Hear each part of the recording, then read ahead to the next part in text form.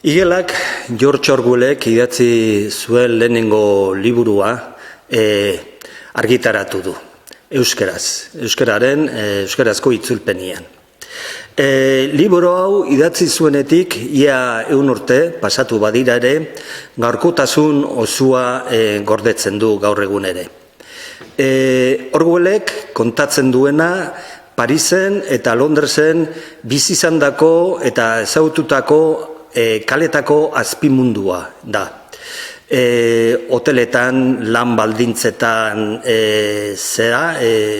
penagarrietan, esplotazioa, prekarietatia, eta hoteletan, aterpetxe zuloetan, zomorros jositxako zera, gelak loherrian lorik ezin eginez, espaloietan zigarrokina jasotzen, beti gozekil, beti etxegabe ara ona eskale alderraiekin.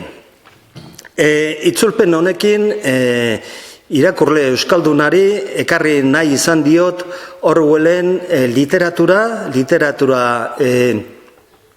idazteko prosa argia eta zalua arina eta bere ikuskera, bere mezua. Hain zuzen ere, bukaeran esaten duena, liburu honen bukaeran esaten duena, inoiz lur jota eta sosigabe geratzen bazerate, una hemen espero dezakezuen mundua. Lur jota Parisen eta Londresen irakortzera gonbidatzen proposatzen dizuet. Orwellen zen profetikoak ez du zoritxarrez oinarte kalik utxegitik egin. Eta zoritxarrez ez dakit ingo ete daben inoiz. Orwellen liburuak abiso zorrotzak izan dira beti.